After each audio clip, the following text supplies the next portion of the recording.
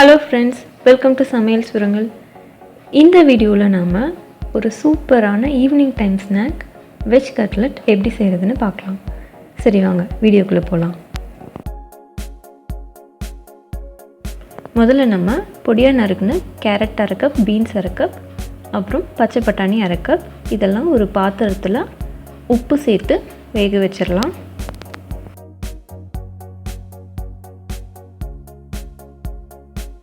அடுத்து ப்ரெட் ஒரு பேக்கெட் எடுத்துக்கலாம்.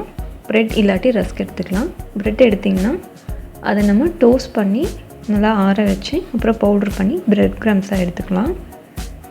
ரஸ்க் யூஸ் பண்ணுறீங்கன்னா டைரெக்டாக பவுட்ரு பண்ணி யூஸ் பண்ணலாம். இப்போ எல்லாம் டோஸ்ட் பண்ணி முடிச்சாச்சு. இது நல்லா ஆறட்டும். இப்போது மைதா அரை கப் எடுத்து அதில் தண்ணி சேர்த்து மாவை மிக்ஸ் பண்ணி வச்சுக்கலாம். கொஞ்சம் திக்காக இருக்கணும். இந்த மாதிரி இருந்தால் போதும்.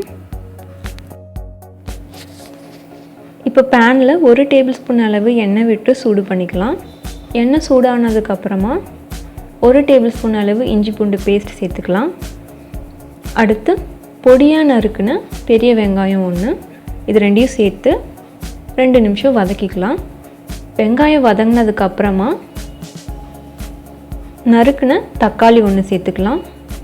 அப்புறம் பொடியாக நறுக்குன பச்சை மிளகாய் 1/4 கப், பொடியாக நறுக்குன கொத்தமல்லி இலை, அப்புறம் நறுக்குன கேபேஜ் 1 கப் இதெல்லாம் சேர்த்து 1 நிமிஷம் போல் வதக்கிக்கலாம்.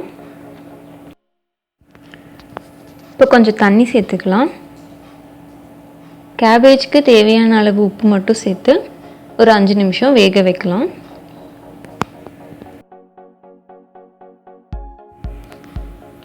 இப்போ கேபேஜ் வெந்ததுக்கப்புறம் ஆல்ரெடி பாயில் பண்ணி வச்சுருக்க கேரட், பீன்ஸ், க்ரீன் பீஸ் எல்லாத்தையும் சேர்த்துடலாம். ஆல்ரெடி இப்போது உருளைக்கிழங்க வேக வச்சு மேஷ் பண்ணி வச்சுருக்கேன், அதையும் சேர்த்துக்கலாம். இது வந்து 1 கப் அளவு சேர்க்கணும். இப்போது உருளைக்கிழங்குக்கு தேவையான அளவு உப்பு மட்டும் சேர்த்துடலாம். அப்புறம் 2 டேபிள் ஸ்பூன் அளவு கறி மசாலா பவுடர், அடுத்து 1 டேபிள் ஸ்பூன் அளவு ரெட் சில்லி பவுடர். அவ்வளோதான். இதெல்லாம் சேர்த்து நல்லா மிக்ஸ் பண்ணிக்கலாம்.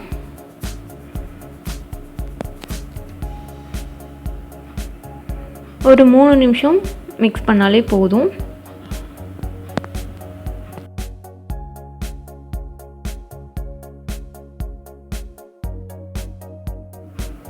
ஓகே, இப்போ இது ரெடி ஆகிடுச்சு. ஸ்டவ் ஆஃப் பண்ணி ஆற வச்சிடலாம். ஓகே, இப்போது டோஸ்ட் பண்ணி வச்சுருக்க ப்ரெட்ஸை எடுத்து கிறிஸ்பியாக இருக்கான்னு செக் பண்ணிவிட்டு பெரிய மிக்சர் ஜாரில் போட்டு இந்த மாதிரி பவுடர் பண்ணி எடுத்துக்கலாம். ஓகே, இப்போ நம்ம இது செக் பண்ணலாம். ஈரப்பதமாக இருந்துச்சுன்னா நம்ம கொஞ்சம் ப்ரெட் க்ரம்ஸ் சேர்த்து மிக்ஸ் பண்ணணும். அப்போ வந்துட்டு அதில் ஈரப்பதம்லாம் ப்ரெட் க்ரம்ஸ் உறிஞ்சிடும், ட்ரை ஆகிடும், கொஞ்சம் கெட்டியாகவும் இருக்கும். நம்மளுக்கு பால்ஸ் ரெடி பண்ணுறதுக்கு ஈஸியாக இருக்கும். இதை நல்லா மிக்ஸ் பண்ணி வச்சுக்கலாம்.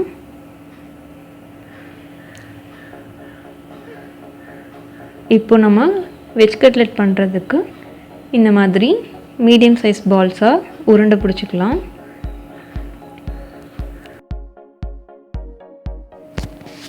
இப்போ இந்த மாதிரி ரோல் பண்ணிவிட்டு உள்ளங்கையில் வச்சு கொஞ்சம் ப்ரெஷர் கொடுத்தோன்னா இந்த மாதிரி ஷேப்புக்கு வந்துடும். இப்போ கார்னர்ஸை இந்த மாதிரி கொஞ்சம் ரோல் பண்ணி நம்ம கரெக்டான ஷேப்புக்கு கொண்டு வந்துக்கலாம்.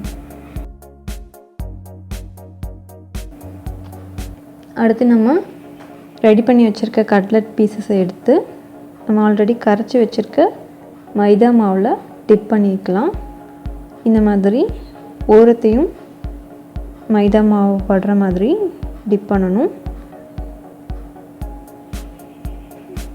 அடுத்து ப்ரெட் க்ரம்ஸில் போட்டு துவட்டி கட்லெட்டை நல்லா கோட் பண்ணிக்கலாம். இதையும் இந்த மாதிரி ஓரத்துக்கெல்லாம் நம்ம நல்லா ப்ரெட் க்ரம்ஸ் படுற மாதிரி ரோல் பண்ணணும். இதே மாதிரி மீதி இருக்க எல்லாத்தையும் நம்ம ரெடி பண்ணி வச்சிட்டோம்னா எண்ணெயில் போட்டு ஃப்ரை பண்ணி எடுக்க ஈஸியாக இருக்கும். இப்போது ஃப்ரையிங் பேனில் 6 டேபிள் ஸ்பூன் அளவு எண்ணெய் சேர்த்து சூடு பண்ணிக்கலாம். எண்ணெய் சூடானதுக்கப்புறமா கட்லெட் பீசஸ் எல்லாம் எண்ணெயில் போட்டு ஃப்ரை பண்ணலாம். இது நல்லா டார்க் ப்ரௌன் ஆகிற வரைக்கும் ஃப்ரை பண்ணணும். இந்த மாதிரி 2 ஸ்பூன் வச்சு நம்ம திருப்பி விட்டுக்கலாம். அப்போ கொஞ்சம் ஈஸியாக இருக்கும்.